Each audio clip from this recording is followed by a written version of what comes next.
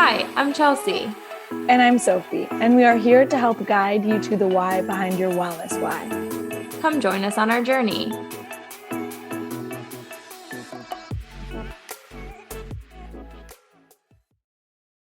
Sophie, I get to see you this weekend. I can't wait. It's been so long since we've seen each other in person. I know. So get this, folks. Chelsea and I were chit-chatting, and she was like, "Oh, I'm going to Austin in a few weeks." And I was like, "I'm going to Austin in a few weeks." And it happens that we are going to be in Austin the same exact weekend. Yes. And when we actually post this, we probably will have already seen each other. So next podcast, we can update everybody. But you also had talked about a little bit ago that not everyone who listens to this realizes that we're not in the same place. So if you're new to listening to us or you have listened but maybe haven't caught on, Sophie and I are not located in the same place anymore. Unfortunately, she's in Chicago and I'm near Raleigh, North Carolina. So we are in a long distance relationship, I guess. Oh my gosh, yes. Podcast I love relationship, that it. is. Yes. I should clarify that. That's funny. That's good. Yeah. So, we are going to talk about foundations of health today. And if you have been listening to our podcast for a while, you have probably listened to our goal setting podcast. We've had one on habits. We've talked about different myths. We've talked a lot about some of the basics, but we've never done a full podcast on just some of the foundations of health. So, when we talk about foundations of health, what we mean are some of those basics that we as healthcare providers really believe that we should be working on first and always make a priority. So no matter where you are in your journey, you don't have to be a beginner to be focusing on these types of things. So no matter if you're setting new goals, reestablishing your goals, you're really into working on your goals, these are the types of things that we think are important. But with that being said, there's also some other stuff that we believe too, which is what, Sophie? That if you are not perfect at these foundations, it does not mean you cannot or should not seek help if you're looking for it. The amount of times I know I have heard, "Oh no, well, I'll start working with you when I get in shape." And I know Chelsea's also heard some things. This doesn't mean make sure you get 8 hours of sleep and then you can come work with me. This means that we will work on these foundations together and implementing little things here and there.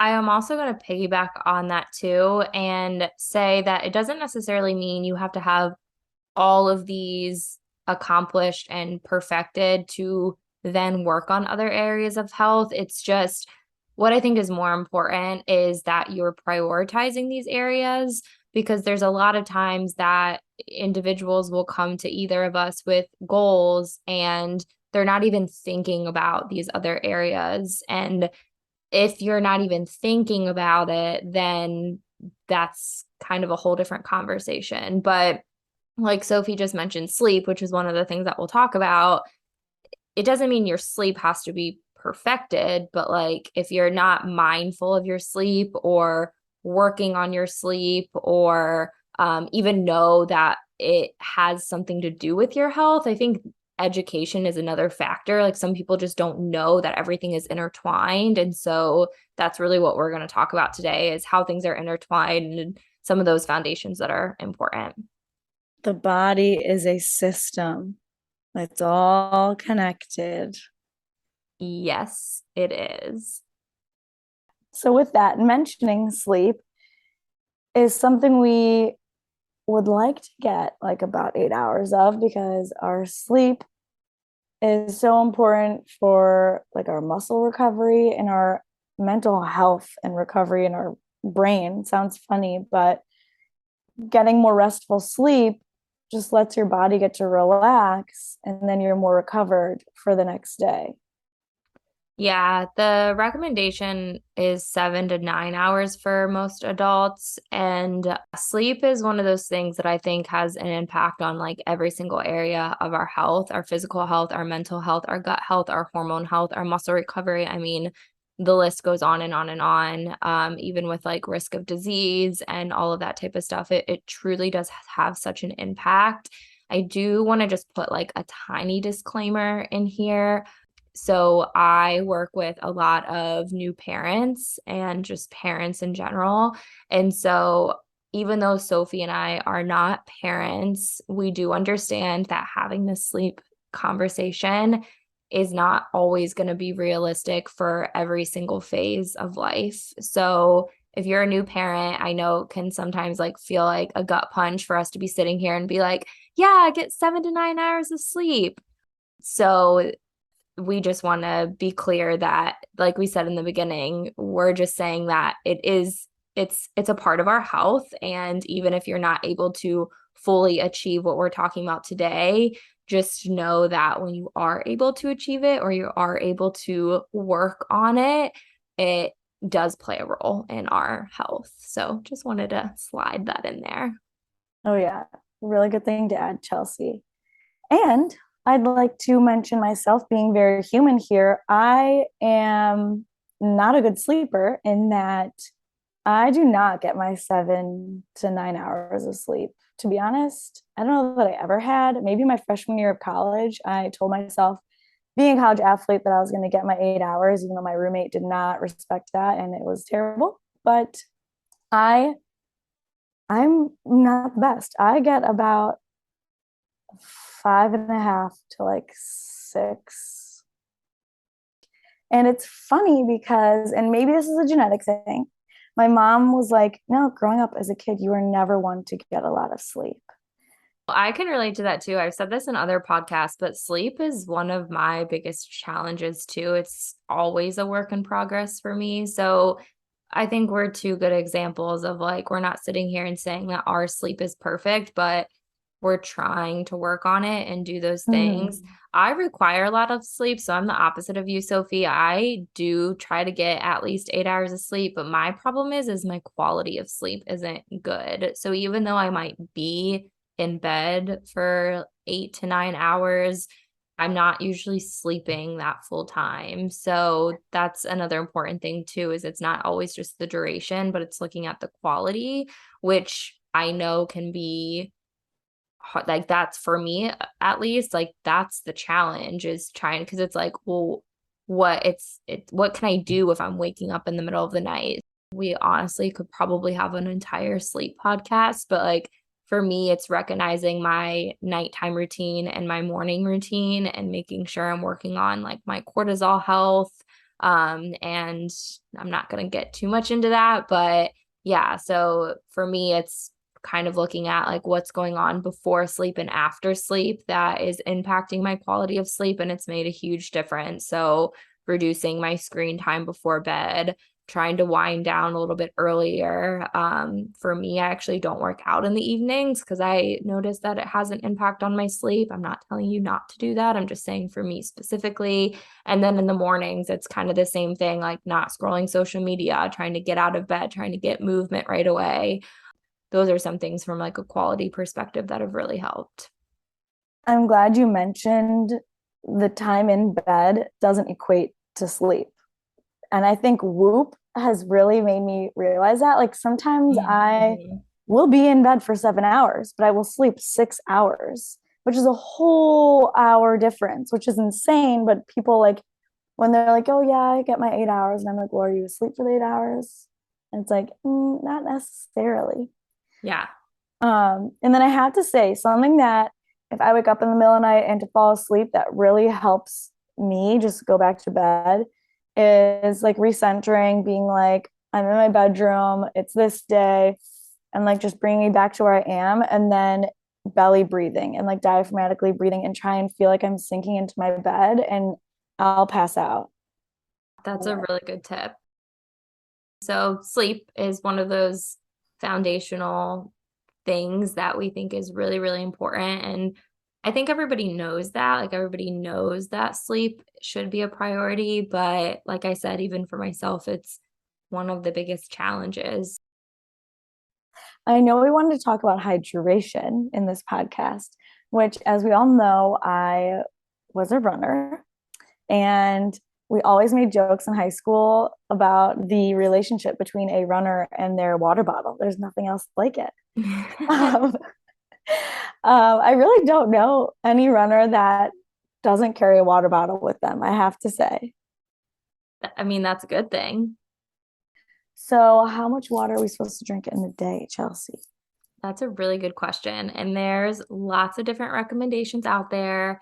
I do have to say, this one definitely depends on your medical history. So, for example, if you have something like going on with your kidneys, it can impact your fluid recommendations. So, my general recommendation for like the general population, and I'm probably going to say general a million times, but this is very generalized information, is to drink half your body weight in ounces.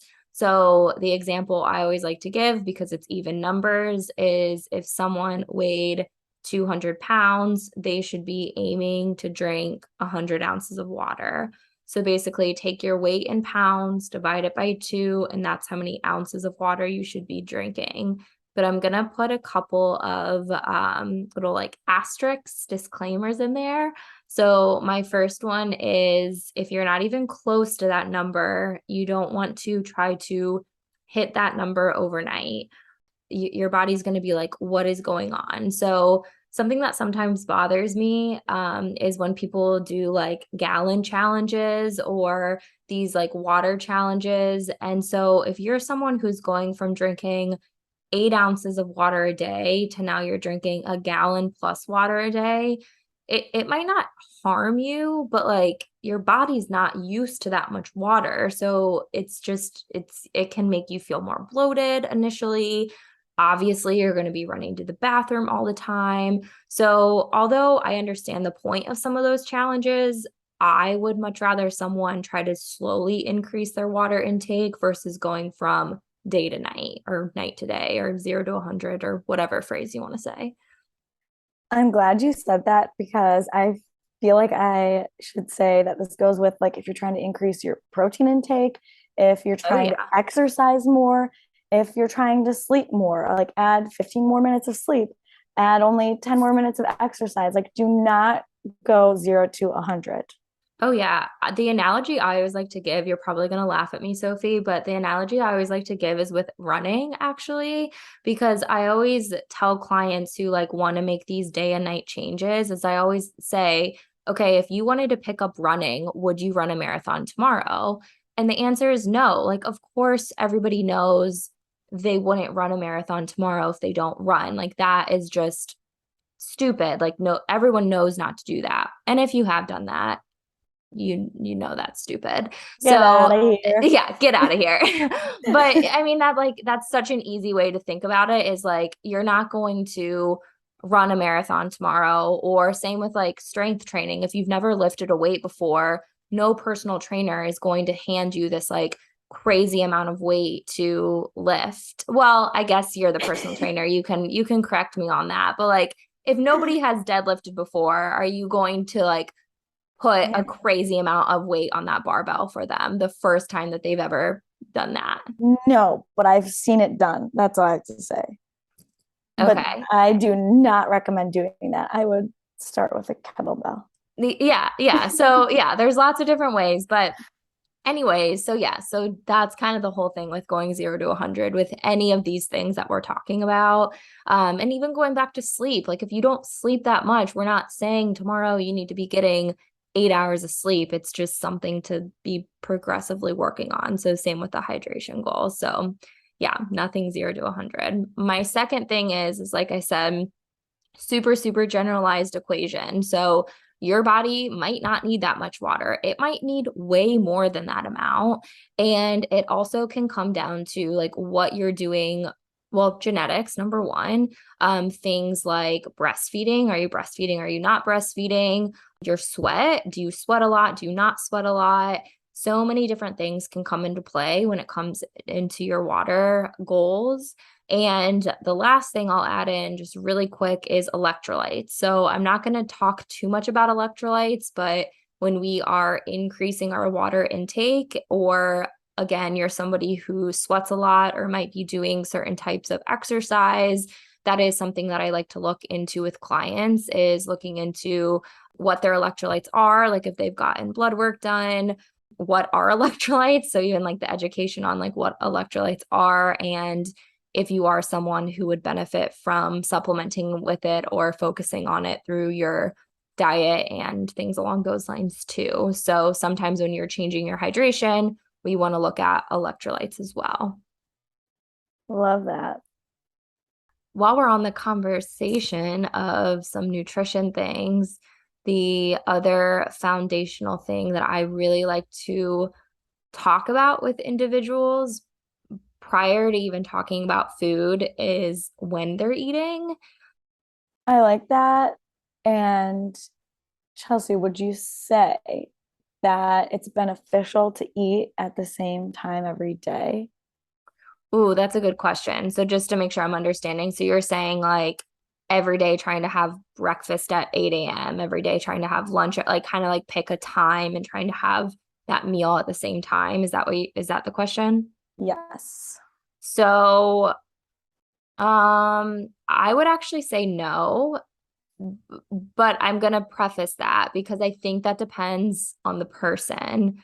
I always like to look at timing of eating more as when you're eating meals and compared to one another, and when you're eating meals within your day of waking up and going to bed, and also what works for you.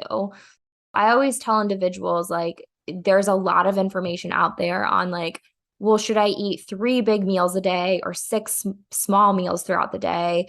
And I tell individuals what works for most of my clients is not how many meals that they're eating. So, like, it's not like I have this general recommendation of like everybody eats 3 meals, everybody eats 4 meals, everybody eats 6 meals. I have clients that do all different things. It's more of like, when are you waking up? What is your schedule? What works for you? So, in general, what I would try to recommend is when somebody wakes up trying to eat within an hour or two of waking up. I just find from experimenting with people and from working with lots of different clients over the year, this just helps with blood sugar stabilization. It helps to avoid cravings and overeating later in the day. So I know there's a lot of controversy with like intermittent fasting versus having breakfast. And I always say that, again, intermittent fasting can work for some people, but for the majority of the population, it works better, especially if you're a female, to have something in the morning just to help with that hormone health, that gut health, not drinking coffee on an empty stomach, which can also impact hormone and gut health, things along those lines. So I'm not here to talk about intermittent fasting, but I did want to throw that in there because that's usually a question I get right when I say like try to eat in the morning.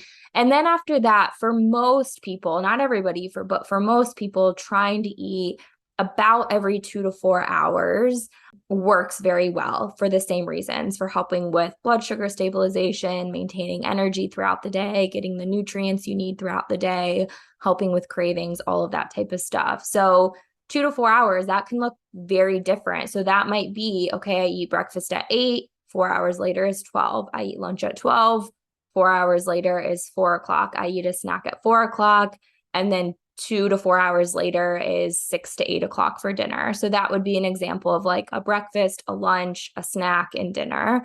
Versus I have some other people who might do smaller meals, like they'll have breakfast at 8, an AM snack at 10, lunch at 12, snack at 2, and then sometimes like I have some clients who eat dinner between 4 and 5 depending on like what their nighttime schedule is. So it kind of just depends on the person. For some people, having that time that you mentioned, like having that time that they eat every single day can work very well, but I'm a good example that it doesn't because my day looks different every single day. So if I told myself to eat breakfast at 7 a.m. every single day, that's just not even realistic because of my schedule, because of my routine. So I know every person's day is not usually always the same. So why would we set a goal of eating at the same time every day when your day is not even always the same? If it is, it can work really well. So that was kind of a tangent, but I hope that answered your question. Oh, good info. Yes. Because I would like to add, hopefully you do go to sleep and wake up at about the same time every day. That we didn't talk about, and I think is super important to like try and get into that habit. Yeah, you do make a good point with that because obviously this is another reason sleep is so important. Sleep can have an impact on then your timing of eating. So you're exactly right. Like if you're going to bed really late one night and then like sleeping in really late versus then the next night going to bed super early and then waking up super early, it can definitely change your hunger levels, which I don't want to say is necessarily a bad thing, but yeah, that's a good point of trying to keep sleep generally within the same. I know that can, it also depends. Like I know I struggle with that because some nights I end work at 5 and some nights like tonight I think I'll probably end work around 9 or 9:30. So my yeah, I know. So my Sophie's making a face at me. So my sleep might vary a little bit, but Yeah. it's not like drastic. It's usually like within an hour or two of each other. But Yeah. again, something I'm working on. Oh, girl, me too. So, the last thing we're going to talk about, and I'm going to hand it over to Sophie since I've talked a lot about food and nutrition, is the foundations of movement and exercise. Woohoo, love it. One of the first things I do ask like potential new clients is, do you have a desk job? How much do you move around throughout the day? That sort of thing. If they have a step tracker, which again isn't necessarily needed. If you don't have a tracker and you don't think your relationship would be good with it, don't get one. Totally fine. But I want to go over some government health guidelines, which include 3 to 5 hours a week of moderate intensity cardio or aerobic work, or an hour 15 to 2.5 hours a week of vigorous intensity, like aerobic work, or a combo spread throughout the week. And I want to talk about spread throughout the week. Because like if you're a runner and you just go on like 2 long runs a week or something, I would honestly say I'd maybe rather you spread that out a little, unless, of course, you're also doing like a cycling class or something else. I really like to go on walks, and I, in the summer, try and go on 3 to 4 hour long walks, like power walks. Yep. A week. I just think that's important. Some people are like, no, I don't do any cardio ever. And I was at a period in my life where I felt that way. And I was also at a period in my life where I was only running. So we want to find a happy medium.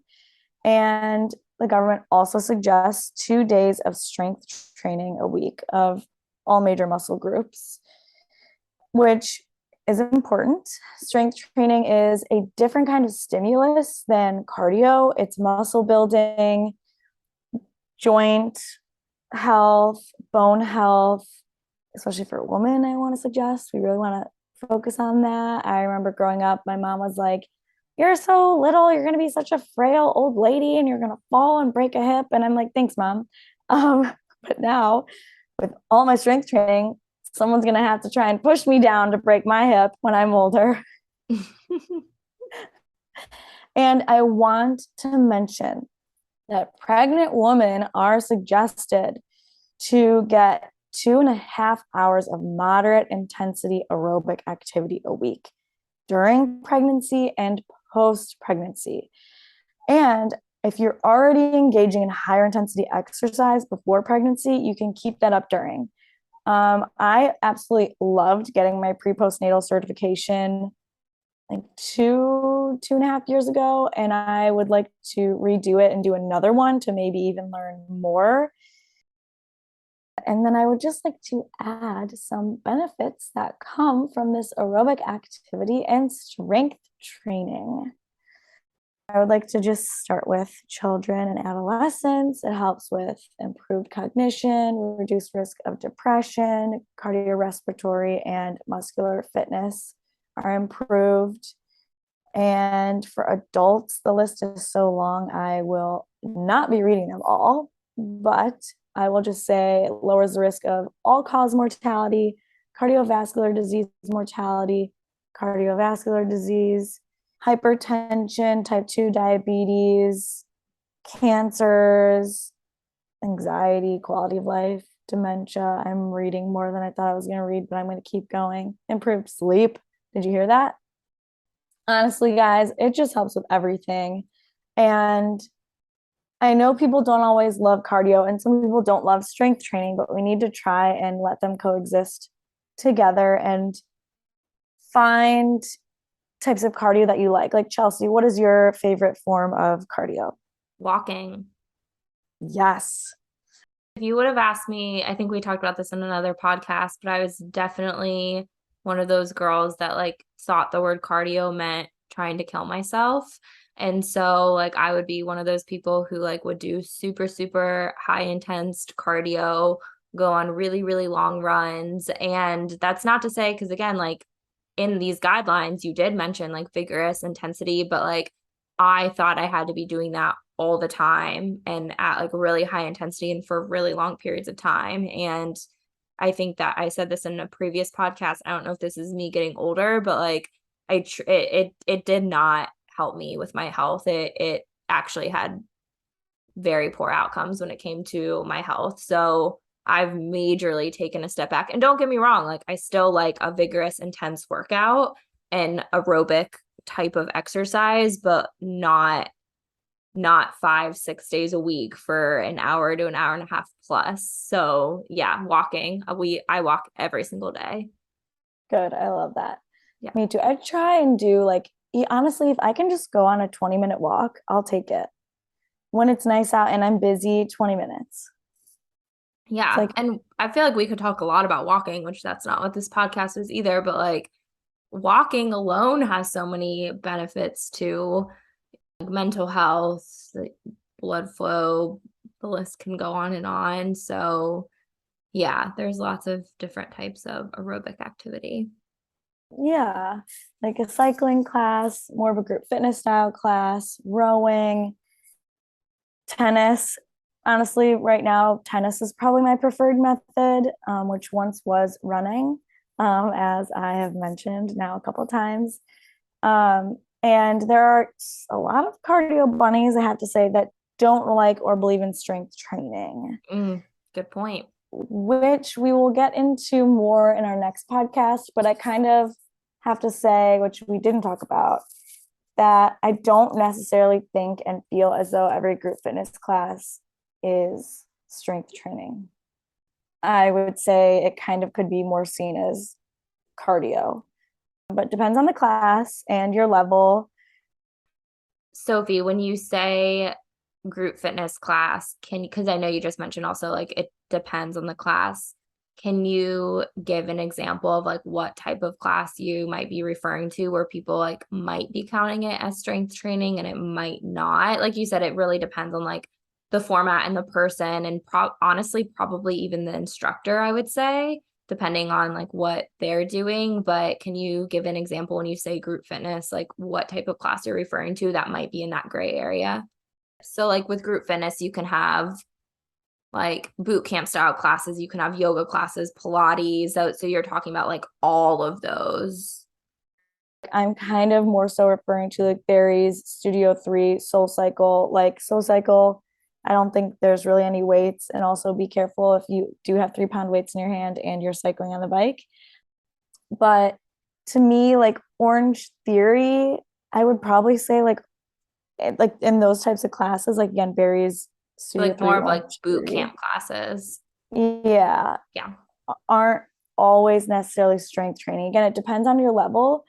But if they include treadmill runs in the middle of it and rowing in the middle of it, I would lean more towards that being like a HIIT cardio type class versus really focusing on the strength weight and progressing that and the movement of that weight. I think that is really, really important and good info to know. I will put in there that I think this depends. And I also haven't taken one of these classes in a really long time, like since I lived in Chicago. But I do have to say, one time I did take a berries class and I never had, like, I didn't go there all the time. I didn't have like a membership or anything there. It was like a random try it out, see what it's like with a friend. And the instructor that I took at that point actually offered that if someone had been going frequently and they, even though the class that I was going to wasn't set up as a strength class, an individual could do no cardio, and he gave instructions to do basically like double strength. So you're right, a lot of those classes are set up like you, part of the class is with weights on the floor and part of the class is like treadmill, rowing, that type of thing. And this instructor kind of had a cool setup where like that was the setup, but then for individuals, whether it be because of injuries or maybe their goal was more strength and not as much cardio, he actually instructed it. He kind of gave two options. You could do both or you could do double strength. So that was interesting. So like you said, it probably is dependent on the class and the instructor, and to your point, the person too, because just because you're lifting weights doesn't always mean you're progressing in strength training, which we'll get into next podcast. I love that you said that the teacher or instructor offered that, because I do think it can be tough and people will do an unlimited Orange Theory membership or berries and they'll just do the same strength slash cardio 5 to 6 days a week, which I think it can be really good to do like 2 to 3 days of like more strictly strength. Again, depends on your goals, but I would still suggest that if you're looking for bone, joint, and muscle health. And then 2 to 3 days of more of a cardio day, and honestly take the strength movements out of it and just do more of like a cycling class, or go lighter weight and just kind of get active recovery with the strength portion and go a little bit harder on the treadmill or whatever, depending on how you feel. Before we dive into a little sneak peek of our next podcast, I do just have a quick question for you. So, kind of like we were talking about with sleep and hydration and all that type of stuff, you had mentioned these guidelines. If someone is starting from zero, so they are currently not doing a workout routine at all, is there a guideline of how to build up to this, or like what is your recommendation as a trainer if someone is just starting up, or maybe they've taken a lot of time off? I know there's a lot of people who got out of their workout routine because of the pandemic. So what's your recommendation with that? It's a really good question. So I would say, like, if this person was doing absolutely nothing, I mean, start with walking 20 minutes, maybe every other day or 3 times in a week. And I mean, I probably would still suggest, I mean, do that for like a month and then add in 2 strength days and just go lighter reps and start with 3 sets and do like 45 minutes and Yeah. go super slow with that. So maybe you still try to hit these minutes or build up to those minutes pretty quickly, but it's more of like the intensity of what you're doing. It sounds like. Yeah, I mean, I think hitting the 2 days of strength training honestly is easier because it's two, like, to just go out one week and do 3 hours of cardio might be like the harder part, you know what I mean? Yeah. Or an hour 15 of vigorous. So I would take that almost a little bit slower with than with the strength. I would just not like, I would put your effort at a 3 or 5 out of 10 to Yeah. start.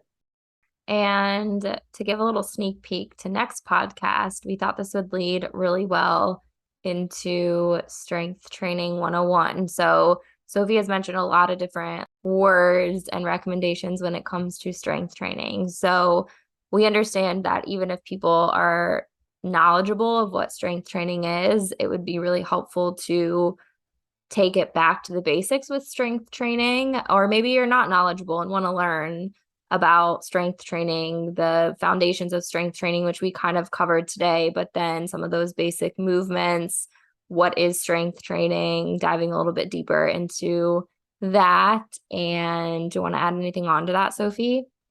I'm a little nervous, guys. We'll see how it goes. It's gonna I be mean, great. there's more than one way to skin a cat. Is that one of the phrases? I don't know if I like that phrase. I don't There's more like that phrase, but you're right. I mean, just even like we talked about today, there's a million ways to hit those like general recommendations from the government. So, yeah. we're gonna start a new one. There's a million ways on how you can peel an orange. Is there though? Maybe there's like three. I don't know about a million.